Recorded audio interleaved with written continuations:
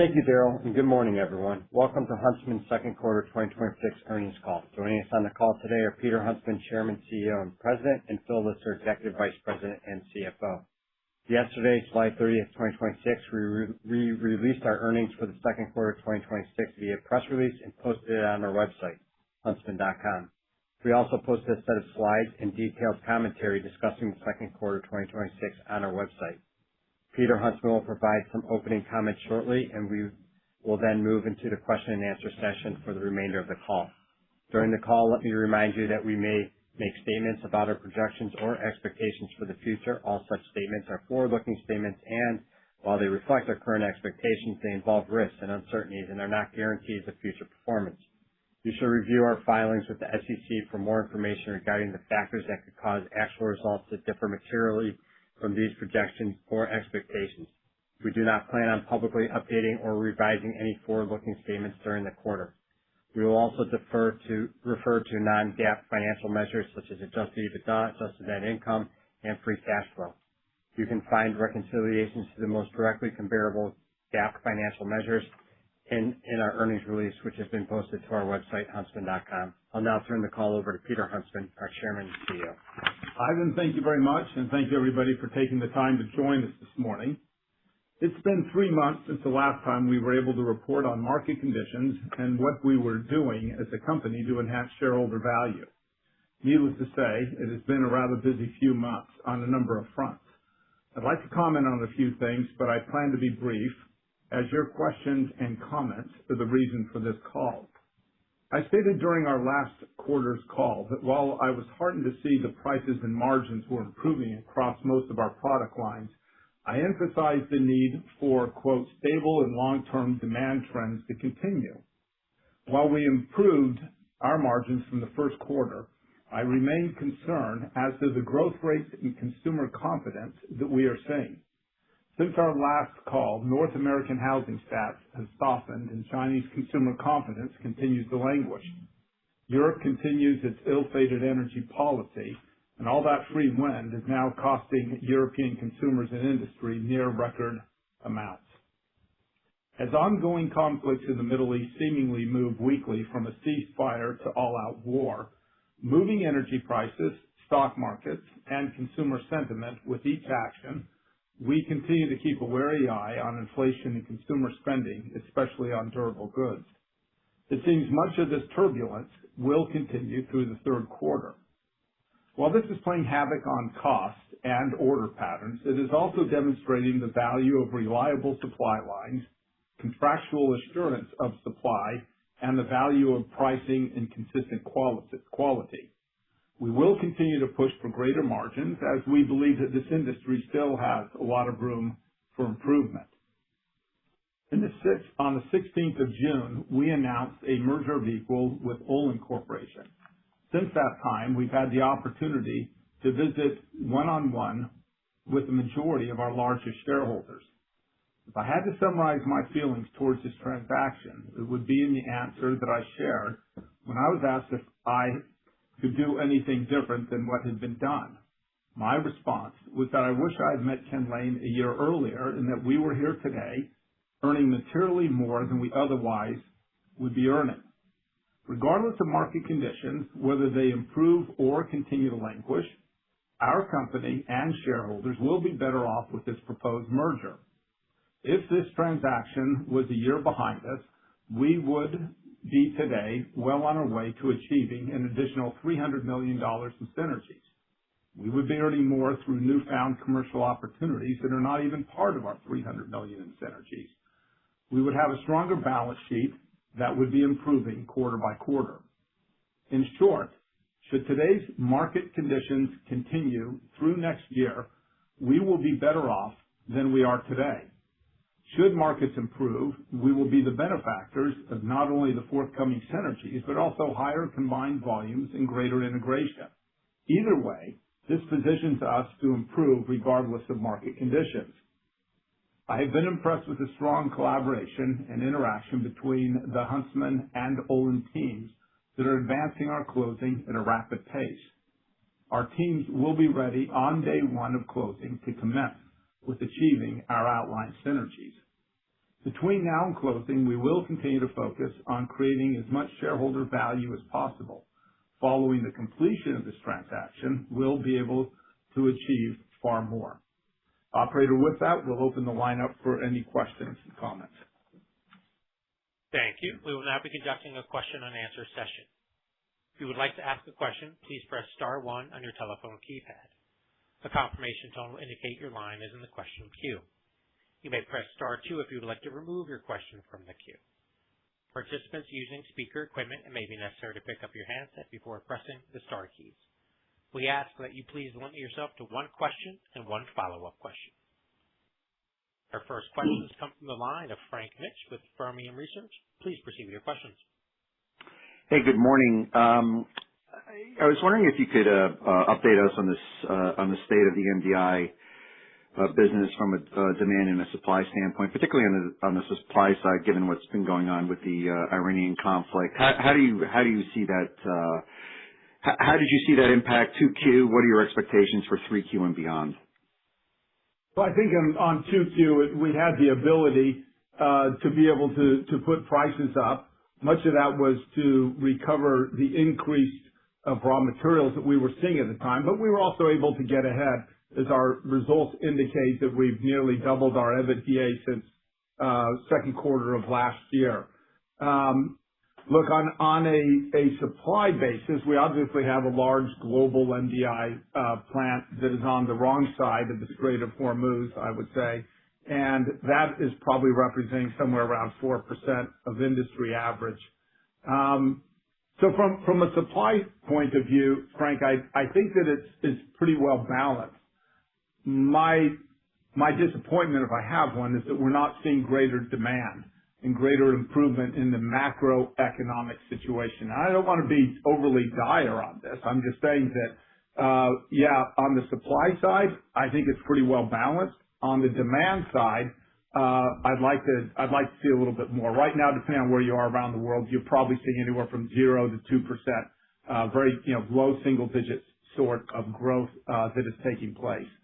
So an improved economy, improved housing demand, particularly in North America, would be very helpful. Return in consumer confidence in Asia would be very, very good to see. And frankly, improved consumer sentiment and lower energy inflation in Europe, I think would all be benefactors this time. I hear you. Obviously, the PMIs have actually ticked positive, so that's on the plus side of the equation. But if I could also, other than what would you do differently, what else have you been hearing from investors regarding the Olin merger, or probably said a different way, what might the investment community be missing, given on how the shares have been trading? Thank you. I'm not sure that the investment community is missing a whole lot as much as, this industry is I'll borrow the, Missouri, that's the show me state. I think that once you can actually get a transaction closed, show me that you're going to get the synergies that you said you're going to get on a timely basis. Show me the difference of what two companies together, 1 and 1 adds up to 3. Show me this and I'll reward you with the commensurate results. And I think that the market feedback that I personally am getting is that this makes sense. I like the integration. Let's remember that chlorine and that the entire line of raw materials that we're presently buying, from chlorine to caustic to Epi to LER to EDC. This is the only major supply chain that every single one of the divisions within Huntsman consumes today. And it affects every one of our businesses. We really have a material opportunity here to improve our economics and to be more competitive on a global basis. And as we see the results of this coming through, I think that the market will be very quick and will be very generous in the reward. Thank you. Our next questions come from the line of Josh Spector with UBS. Please proceed with your questions. Yeah. Hey, good morning. I wanted to ask in advanced materials. I mean, you called out some pull forward, and I don't think you actually sized it specifically in the quarter. I'm curious if you could give a comment on that. And it seems like you're assuming that unwinds in 3Q. Just trying to understand some of the phasing there a bit better. Sorry, when you say the pull forward into Q2. Yes. Sure. Josh, it was a little bit in the aerospace segment where I think they were getting their supply chains. They just wanted to be more secure there. So you saw I gauge it at a couple million. Yeah. Okay. Yeah. I think we're talking about low singular millions of dollars there. Sorry, I Okay. thought we were actually moving material volumes there or something. No, that'll be a de minimis impact. Okay. And just, I mean, similarly within that segment, as you look at some of the upstream costs going down, I'm just wondering around some of the timing impacts. Is that something that helps your margins into 3Q, or is it all relatively quick? I think I mean, we respond pretty quickly. We've got low inventories on raw materials. Typically, what we see, the raw material movements we see in that industry, it comes through pretty quick. I would say that our biggest impact in Q3 is going to be basis what we do in pricing and what we see in demand, more so than raw material movement. Thank you. Our next questions come from the line of Hassan Ahmed with Alembic Global. Please proceed with your questions. Morning, Peter. First question on polyurethanes. Obviously a lot of stuff moving around. I mean, we've seen some TDI outages. I would imagine that may result in some incremental demand on the MDI side of it. Then we've obviously seen some outages in MDI itself. So just in terms of effective utilization rates, where do you see the industry, and should it be relatively snug over the next quarter or two? And part and parcel with that, I know you guys have taken some pricing actions in Europe in particular, but obviously nat gas prices there continue to rise. So, I mean, will you guys be EBITDA positive over there after the price actions, and will the industry over there be EBITDA positive as well?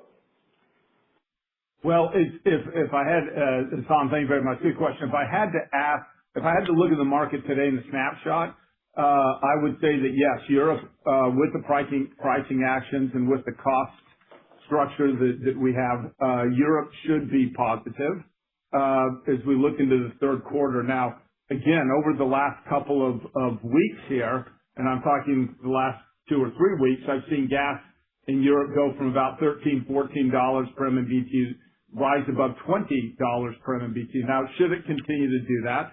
Should electricity continue to rise at these rates? I don't believe that will be the case. But if they were to continue, that obviously is going to pose some headwinds. That's my biggest concern around Europe right now, on a macro basis, are energy costs and overall consumer demand. It's tough to get prices up when you see demand going down and or languishing, and people are obviously fighting over a shrinking pie.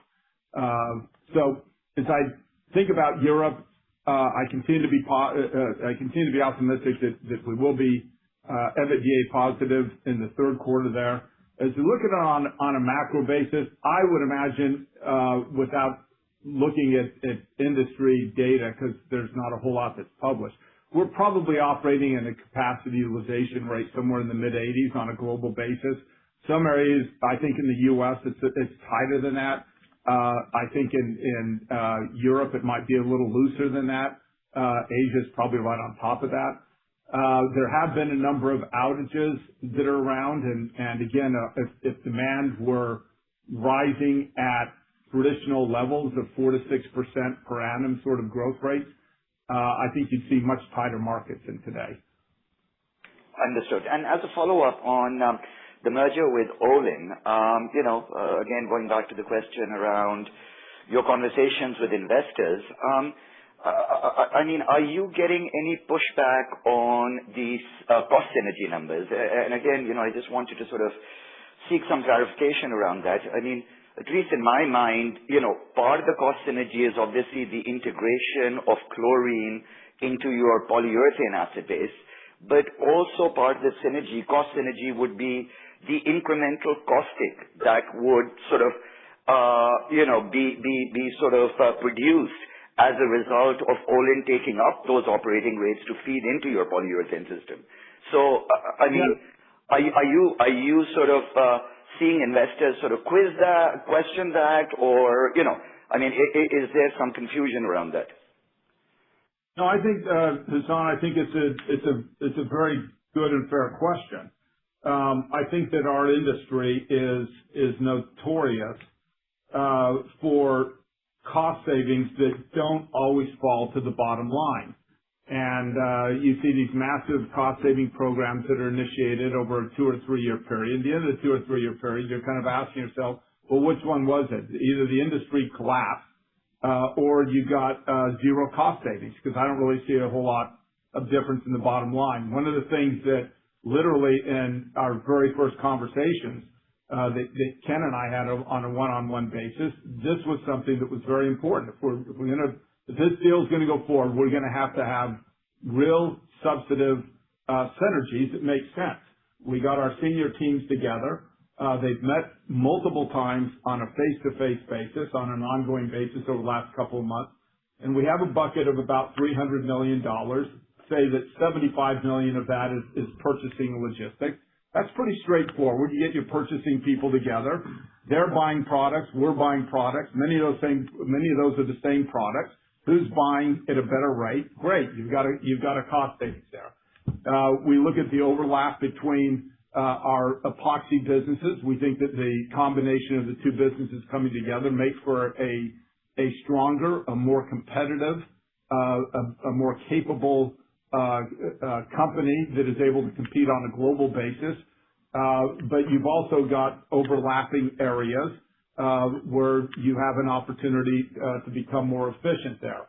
That was approximately another $75 million. That also included, between those two areas, it also included added integration that comes by consuming more chlorine, more EPI, more LER, more EDC. And as you do that, you're obviously producing and generating internally more caustic credit for that.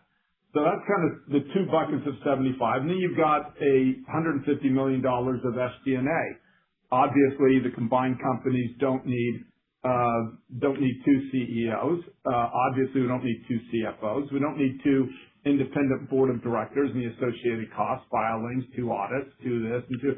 So as you start going through all of that, we think that $150 million was a number that was eminently achievable, and that after a 2-year basis, the vast majority of these savings would be incurred. Now, there's another $100+ million, and I say plus because that's just not only chlorine savings, but it's also caustic value that's generated from that chlorine savings. And that's merely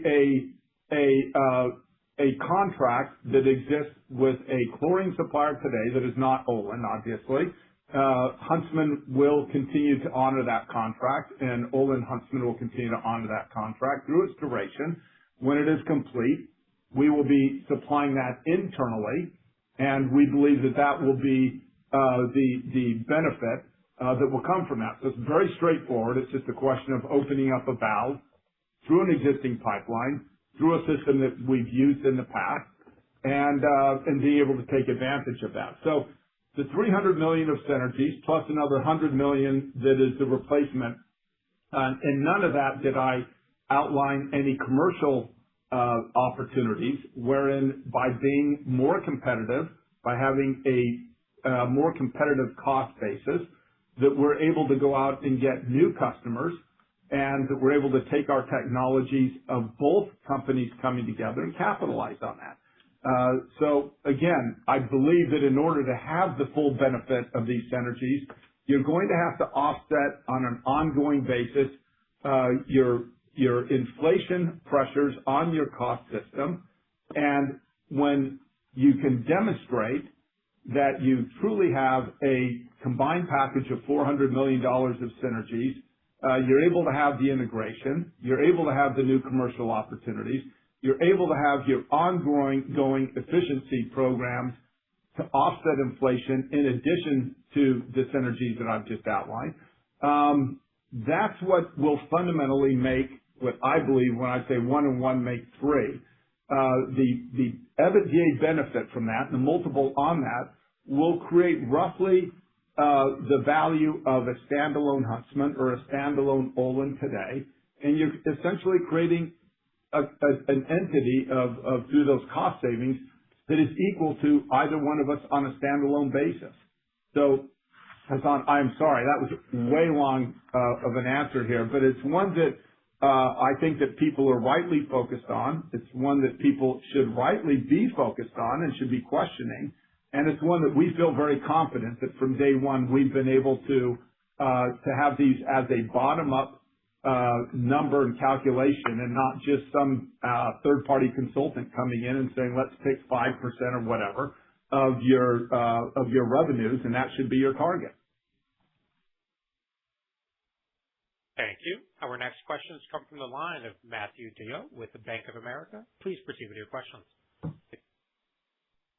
Morning, everyone. Can you talk through the potential impacts of the anti-dumping duties on U.S. MDI and whether you think that lends to a higher floor over time for that business, what that floor could ultimately look like? I think that, what the floor ultimately looks like, I wouldn't speculate on that. Not that I'm trying to avoid an answer as much as I just simply don't know, but it ought to be better than where we were a year ago. But let's also be honest. I believe that you're going to need demand to pick up. You're going to need housing to get back to a more normalized run rate to see any real material benefit come from this. And let's remember, there's a lot of MDI that's exported from the United States. It goes into Canada, that goes into Mexico, it goes into Latin America, and so forth. There's still imports from around the world that are going into those regions, and for every ton that goes into those regions and pushes U.S. produced MDI back from those regions back into the United States market, we can say that export-oriented MDI is not coming to the U.S., but it kind of is in a roundabout way, right? And so I think that a lot of people were expecting, as soon as this was implemented and put into place, you're going to see a benefit the next quarter. Now, this is something that will play out over a multi-quarter basis, and you'll see the greatest benefit of this come about when demand returns and housing returns to more normalized basis. All right, appreciate the answer, Peter. And I've been jumping around a little bit, so I apologize if I missed it, but polyol pricing was pretty strong in the quarter. You had an outage, obviously, at one of the large competitors, which tightened a fair amount of the market. What was the benefit there? What does that look like in 3Q, 4Q? How is that market managing all that? Because we also heard some customers on the coating side talking about these shortages domestically as well. I wouldn't say that it was I heard a lot more horror stories than I think actually happened to the industry. Look, our impact and benefit would be in the low $2 to $3 million sort of a range. So yeah, I'm not sure that it was as big of a deal as some maybe put it out in the media. Yeah, and just as a reminder, Matt, obviously the upstream outages are over in quarter three, so product is coming back into the market there. Thank you. Our next questions come from the line of David Begleiter with Deutsche Bank. Please proceed with your questions. Good morning, Peter. Morning, David. Peter, U.S. MDI supply disruptions in Q2 helped you guys. As these disruptions come back online in Q3, is there a way to quantify the impact to you guys quarter over quarter? I wish I could say that we had 100% operating rates during the quarter as well. We had some minor issues I believe that were reported, but I think across the industry going from second quarter into third quarter. There's quite a bit of inventory going into second quarter that was built up for a housing season that really didn't take off as much as probably some anticipated. Bottom line, I don't see a whole lot of impact with those restarts going into the third quarter. It looks like it's pretty flat from a demand or from a supply demand basis. Got it. And in the filing you guys put out, you did provide some projections for EBITDA, specifically 2027, roughly $500 million. Could you talk to that projection? And I know things have constantly changed here, but maybe how you think about that number sitting here today. Yeah, David, it's Phil. As we put together our projections and we looked out through the time period for the S4, we assumed a continued improvement in economies around the world. Hiccups in construction, nothing significant. Housing not moving back up to 18, 19, but fairly moderate improvements in housing activity as you move from 26 into 27. Continued improvements in our power, our aerospace businesses, in advanced materials, and in general, sort of a moderate improvement as we move towards what we call sort of more cycle average earnings as you move through 2028. Thank you. Our next questions come from the line of Kevin McCarthy with Vertical Research Partners. Please proceed with your questions. Yes, thank you very much. Peter, I'd welcome any thoughts that you might have on the month of July and how that compared to the second quarter average. In particular, I think what I'm trying to gauge is, as you offer the guidance that you did on slide 13, do we need any sequential improvement between July and September to achieve the midpoint of that range, or not? Thank you. Good question, Kevin. I think that as I look at the results of July and I look at the order patterns going into September, I think if I describe it as simply as possible, it's stable. And I think we're kind of looking to the third quarter to be that.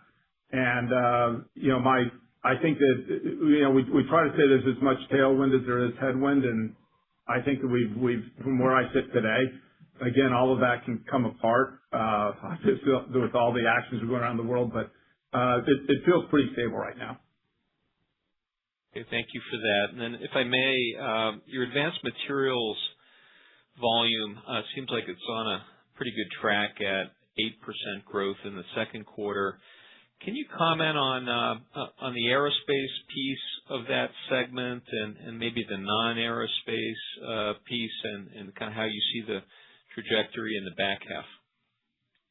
I would say that the business right now has a rising tide across all of our applications, but there are two that are probably, I would say, rising a little bit faster than the others. The first of those would be power. And when I talk about power, that's not electronics, that's power in the grid system. So you think about all of these, I'm going to say something favorable here about wind energy, so listen up. So you think about all these windmills that all need to be interconnected, that's actually great. So you kind of got this spider web of power lines that are connecting all of these things. And as you think about that, that power grid system needs to be improved with the renewable or alternative energy. Power is also being built out going into AI. And the third area is power is also, we're relying on a fast-growing AI alternative energy system that's built largely around a 30 to 50-year-old infrastructure. So you're modernizing, you're expanding, and you've also, AI is impacting power. So I give a shout out to power. Aerospace for us, I want to just emphasize, we are still, when we think about wide body on a per plane basis, wide body is our bread and butter in advanced materials on the composite side. So you think about the material that's going into wings and fuselages and so forth. The build rate on wide bodies, and I'm talking specifically about 777s, 787s, and Airbus 350s, we are still not back to pre-COVID 2018, 2019 sort of build rates. What we are seeing in aerospace, we are seeing that recovery continue, A, but B, we're seeing a number of new applications. So interior parts and so forth, we're seeing aerospace adhesions and what have you. And that area for us is growing faster than is the composite. Now, I expect the composite to continue to recover. So aerospace for us will continue to be a strong recovery story and also new application story. And bear in mind that for us, usually second quarter is usually a stronger month in aerospace. It's not, I wouldn't say it's typically seasonal. It seems like people store up at the beginning of the year and build out throughout the year. So that's usually the case. And the rest of the business, I would say in advanced materials, when we're looking at coatings, looking at construction, looking at automotive, all of those feel like they're all pretty much tracking PMI. I would just say that we are seeing a little bit better growth than what I would say would be inflation or PMI growth in automotive as well. Some new applications, particularly in EVs. We've talked about these in the past, where we qualified for applications a year ago, 6 months ago, and so forth. We're now starting to see the build rates of those hitting the market. So we talked up these things a couple of quarters ago. We're actually starting to see that on the automotive. So in advanced materials, automotive is another area where we're seeing stronger than kind of expected growth. Thank you. Our next questions come from the line of Matthew Blair with Tudor, Pickering, Holt & Co. Please proceed with your questions. Thanks, and good morning, Peter. Would you say that spray foam is holding up relatively well despite the tough construction environment? I think the prepared remarks mentioned some new wins in select markets. Could you elaborate a little bit more on that?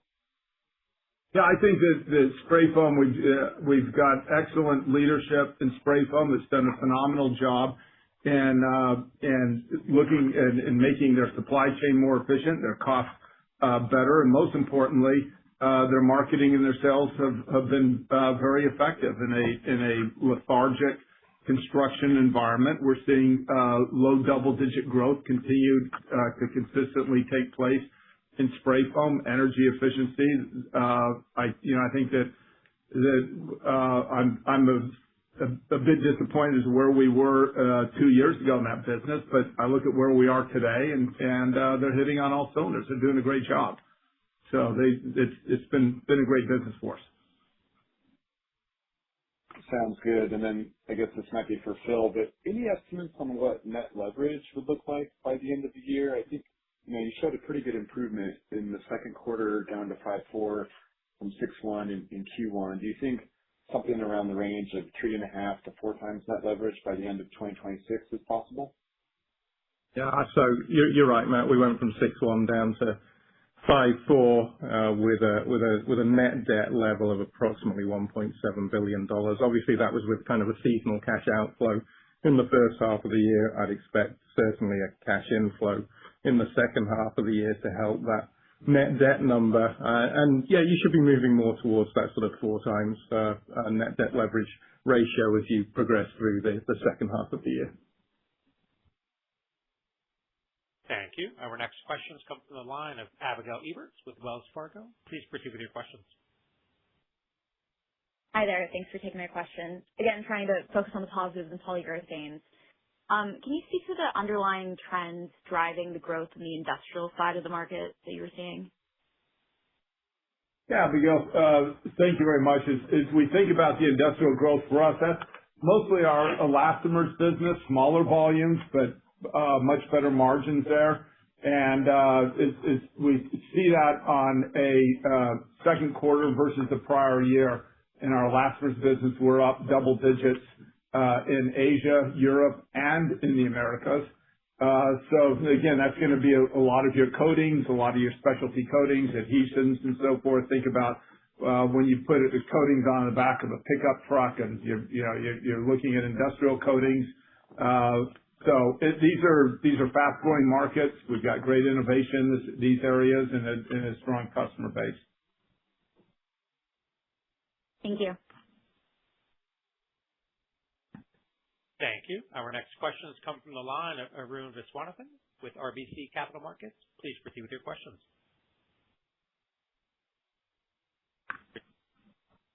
Thanks for taking my question. Apologies, I was on mute there. Yeah, I just wanted to go back to the supply-demand in MDI, and we are seeing still some continued. Would you characterize the market still in slightly oversupplied situations?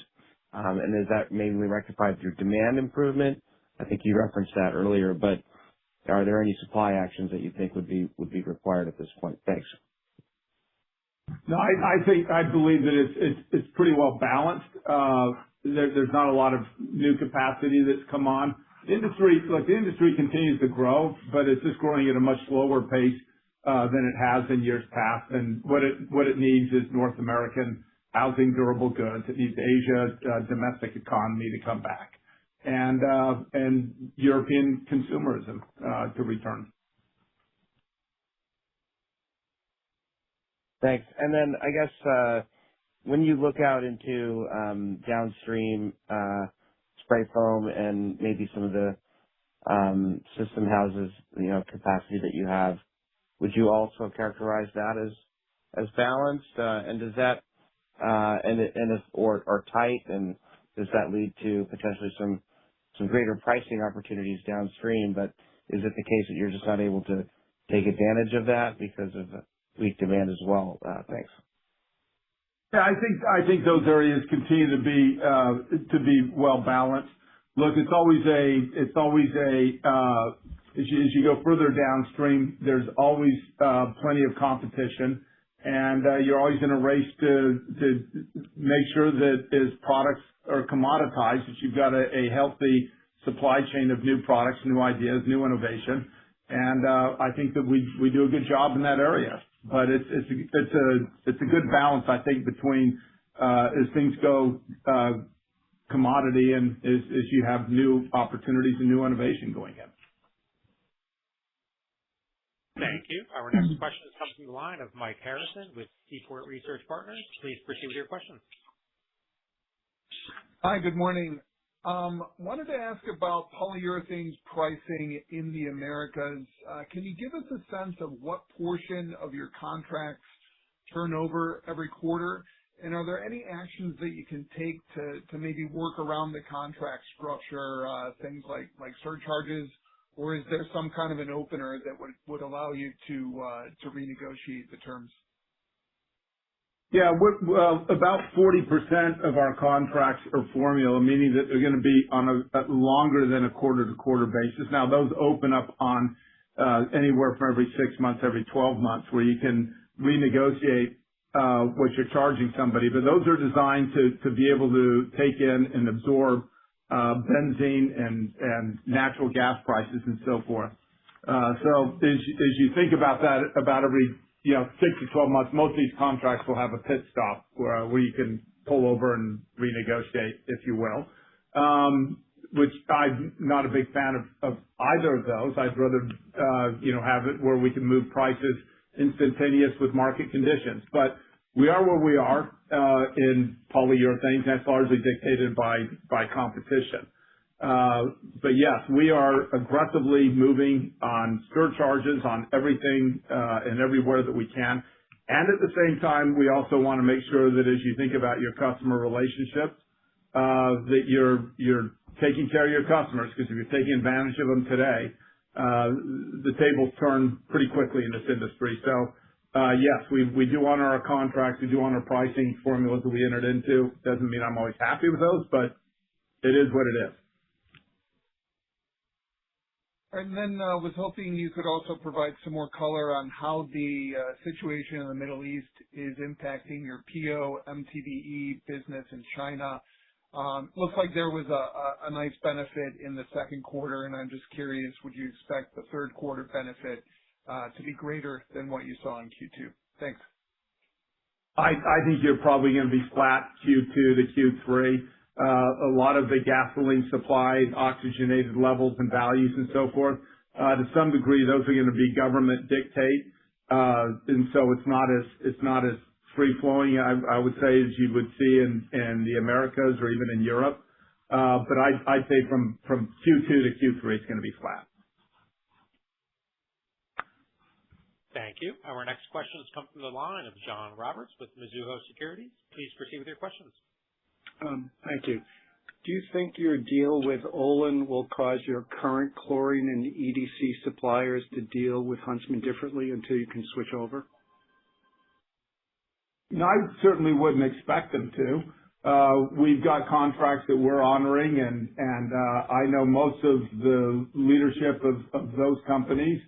They're gonna honor those contracts as much as we do. I don't see anything there that would change the outlook at all. Do the contracts at least go out as far as until you can do the switchover? Yes. I mean, I wish they weren't going to last as long as they are, but as I said earlier, there's a contract that will be honored, and the largest and longest contract that we have in the Americas is the one that I made reference to earlier that ends at the end of 2030. But as we said, John, we've got many other products which are moving from Olin's portfolio into Huntsman's EDC, EPI, LER, and also caustic. And we'll take advantage of those as and when we're able to, and we've already assumed that we'll get some synergies pretty early on once the deal is actually consummated. Thank you. Our final questions will come from the line of Lawrence Alexander with Jefferies. Please proceed with your questions. So I wanted to touch on two things quickly, if possible. One is, does the merger open up scope for pruning or divestitures within your portfolio to accelerate the deleveraging? Like, can you just give a sense of like what fits versus what is nice to have or maybe doesn't fit so well, on the kind of merged portfolio basis from your perspective? And then secondly, just on innovation, can you update on two fronts? One, kind of, with the discussion around the composite materials going into aerospace and so on, and the demand there, what your current perspective is on Miralon and, whatever happened to sort of scaling that up over time. And then secondly, kind of the strategy around the polyurethane derivatives business or downstream business, the innovation efforts you were doing there. Can you give a sense of for how much that is adding to the growth? I realize it's swamped by the end market swings, but in terms of a compound effect, kind of how much traction have those efforts had over the last couple of years, and what does that set up for the next few years? Yeah, Lawrence, thanks. Great question. I think that when you look at portfolio management, that's going to be a decision that will be made by the new CEO of Olin Huntsman, Ken Lane, obviously with the input of his management team and also that of the board of directors and looking over that entire portfolio. I think any prudent company has to be able to look at their asset base and what impact do those assets have and where's the value of those assets. The larger your portfolio is, I think is the general rule of thumb, not just in the chemical industry, but across the board. The larger your portfolio is, the more flexibility you have. If you're a relatively small company and you've got two divisions, you don't have a lot of optionality of getting rid of one of those divisions because you may end up being so small you can't afford to get that small and cut the company in half. If you've got a larger portfolio, more entities and different forms of integration and so forth, I think you've got more flexibility there. So again, probably a frustrating answer to you in the sense that I'm not going to get obviously into various products or divisions or entities and so forth. But I think that this does give both companies, once they're together, greater flexibility to assess their assets and to more aggressively achieve their objectives of deleveraging and having a strong balance sheet. As I think about Miralon and the overall products that we see there, I think that if I were just to put it in the simplest of terms, the product that we're producing today is being very well accepted by customers, and our challenge that is before us today is how do we scale that production up as quickly as possible and as successfully as possible. I'd rather have that challenge than the challenge that we're able to make a lot of product that nobody wants. So we're able to make something that customers have been able to utilize. They've seen the benefit of it.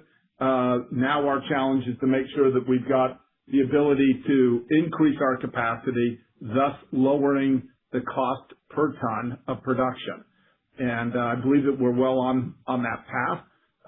Again, as I said earlier, same with synergies.